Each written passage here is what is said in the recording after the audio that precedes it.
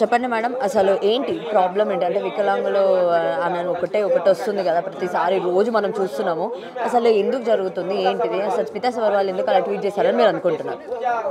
Madam ఆమె మంచి చదువుకున్న ఉన్నత చదువులు చదివిన వ్యక్తి, కానీ అలా ట్వీట్ చేసే వరకు కూడా మాకు కూడా తెలియదు మా స్థానం ఇలా ఉంది మా పైన అభిప్రాయం అని.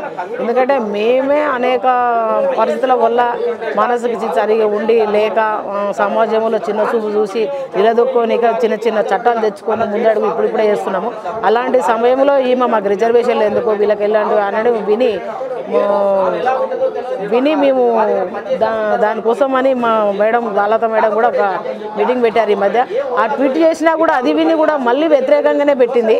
కానీ ఆమె ఇలా పెట్టడం అనేది మేము సహించలేకపోతున్నాం. అంటే ఆమె ఆల్రెడీ ఆ ట్విట్టర్లో ఆమె చాలా క్లియర్గా మెన్షన్ చేసింది ఏంటంటే, నాకు దివ్యాంగులు ఎవరైతే ఉన్నారో వాళ్ళంటే గౌరవం ఉంది, రెస్పెక్ట్ ఉంది, కానీ ఏంటిదంటే నేరుగా ఫీల్డ్కి వెళ్ళలేరు కదా, ప్రజల సమస్యలు తెలుసుకోవడానికి నేరుగా ఫీల్డ్కి వెళ్ళాల్సి వస్తుంది, వెళ్ళలేరు కదా, మరి ఎందుకు అని చెప్పి అయితే ఆమె క్వశ్చన్ చేశారు.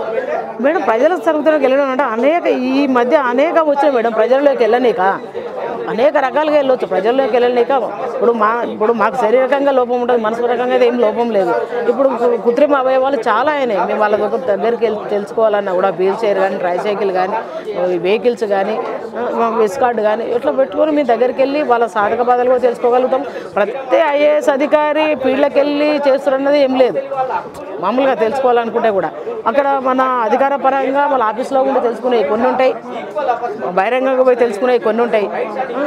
ఇట్లాంటి ఆలోచించే వాళ్ళ మానసిక పరిస్థితిని బట్టే వాళ్ళ సర్టిఫికేట్ నిర్ధారించే మా గవర్నమెంట్ ఉద్యోగం ఇస్తారు. వాళ్ళు చేయగలరా వాళ్ళ ఫిట్నెస్ని బట్టే మేడం. కానీ అట్లాంటి విషయం కూడా తెలుసుకోలేనంత ఇదిగా ఉందా ఒక ఐఏఎస్ అధికారి? అసలు ఫస్ట్ అనుకున్నారా, అంటే అంత ఉన్నత స్థాయిలో ఉండి అంత మొత్తం గవర్నమెంట్ సెక్టర్లో ఆమె పనిచేస్తూ డిపార్ట్మెంట్ కింద అంత ఉన్నతను అసలు మీ మీద ఇట్లా ట్వీట్ చేస్తారా మీరు అనుకున్నారా? ఏ రోజు కూడా ఒక మనసున్న మనిషిలాగానే చూసుకున్నాం మేడం మేము. ఎందుకంటే ఒక సీనియర్ ఐఏఎస్ ఆఫీసర్ ఆమె. అట్లాంటిది మా వికలాంగుల మీద ఇట్లా ట్వీట్ చేస్తారని మేము ఏ ఒక్క రోజు కూడా ఆలోచించలేదు. కాకపోతే మాకు ఇంకా రిజర్వేషన్లు కల్పిస్తుందేమన్న ఉద్దేశంతోనే ఉన్నాం. కానీ ఇట్లా ట్వీట్ చేస్తుంది ఆమె మనసులో మా మీద ఇట్లాంటి స్థానం ఉందని మేము తెలుసుకోలేకపోయాం. బాలలత మేడం ఎవరైతే ఉన్నారో ఆమె వర్సెస్ స్మితా సబర్వాల్ కనిపిస్తుంది. అసలు ఎందుకు అట్లా?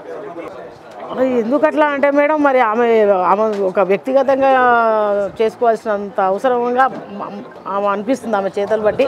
కానీ ఈ విషయంలో కూడా ప్రభుత్వ అధికారం ఏంటి కూడా వేరే ప్రభుత్వాలు కూడా ఏం స్పందించట్లేదు ఇప్పటివరకు కూడా.